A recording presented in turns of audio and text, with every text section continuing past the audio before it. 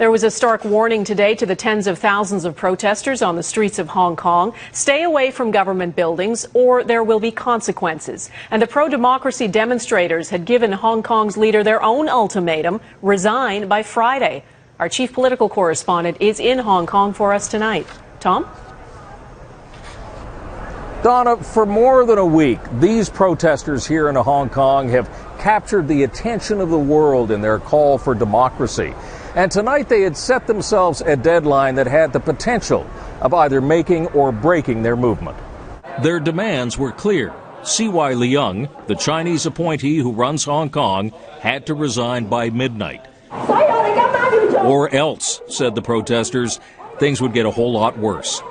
Leung responded that he had no intention of resigning or even meeting with the protesters. The police responded by moving into the central government offices with canisters of tear gas and rubber bullets. As day gave way to night, the crowds grew. Goggles, masks, and water were handed out in anticipation of a police attack. As midnight drew closer, a hush began to descend. People fidgeted with their phones, and they waited. Well, so here it is, midnight in Hong Kong, and amid these thousands and thousands of people, the deadline has passed almost in complete silence. There has been no violence by the protesters. The police remain inside the building. But the tensions here are incredibly high. On everybody's minds, what's next? I think if there is going to be violence, and this will be the police to start the violence, not us. But it didn't happen. The standoff continued. The protesters agreed to meet tomorrow with a government representative. And on the streets, a growing resignation perhaps that democracy may never flourish here. Me? Not optimistic. Never. Never. I'm just doing what I think I have to do. But what I can do, what I can achieve anything here, I don't think so, in fact. I don't think so, but I think we should have faith, because if we don't do anything and nothing will change. But if it is a lost cause, there are still many tens of thousands of people here who believe in it.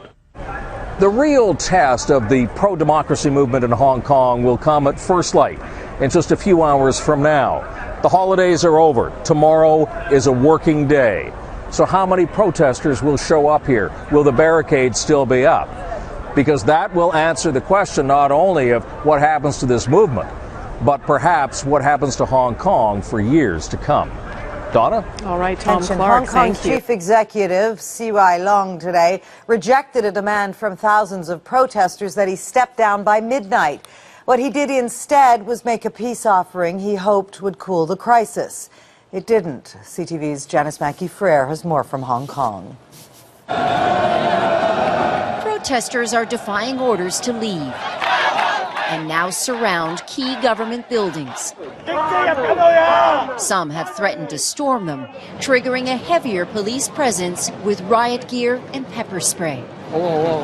Sensing an escalation, protesters put on masks and goggles to protect against tear gas. Hong Kong's chief executive, C.Y. Leung, is defiant too. He publicly refused to quit, but offered talks with student leaders if they don't provoke police. Only do we follow the provisional basic law and the decisions of the NPCSC can we have universal suffrage in 2017. At the forefront is student leader Joshua Wong, at 17, a political star, even though he's too young to vote.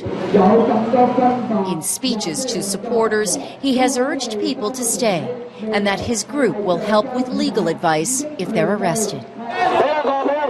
For days, protests have called for reforms to allow a free vote here. China has no interest in letting democracy thrive. It hardened its support for Leung and his government.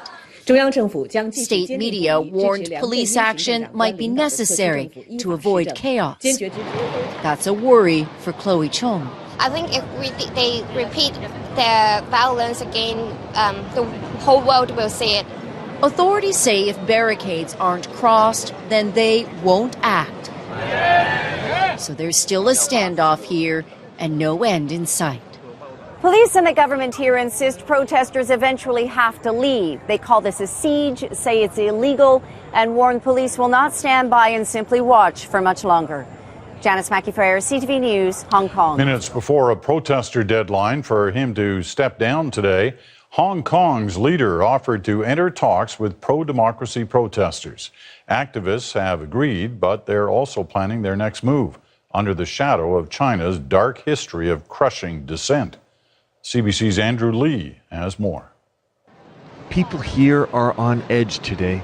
There's evidence that Beijing's patience is wearing thin. A state-owned newspaper warned of unimaginable consequences if this protest doesn't cease. I don't think the central government could threaten us by saying unimaginable consequence. We're not that fragile. Raymond Wong left Canada to join this protest. When I hear that they start this event, right, I just booked a ticket on Saturday, Vancouver time, and I arrive Hong Kong time 6 a.m. He was born in Hong Kong, but his family moved to Canada, in part from the fear of what happened to the last pro-democracy movement. We have 1989 Tiananmen Square. That's why everybody moved to Vancouver. Today, Raymond and his uncle Tony Lau watched the developments with unease. I just heard announced from the students that the police getting armed on the other side of the bridge. Listening in on 17-year-old protesters Vivian Yuan and her friend Shannon Yoon, you realize they know their history. The first thing comes to Hong Kong, I believe all the Hong Kongers' mind, will be the Tiananmen incident. Hong Kong's leader has refused the demand to step down. He also warned protesters not to cross police lines. However, there is a small concession, an offer of talks. Now activists are focused on whether to follow through on their threat to occupy government buildings. I don't think by escalating it will end right away, but at least it will increase the chance for him to respond to us. No one knows what consequence. No one knows the consequence.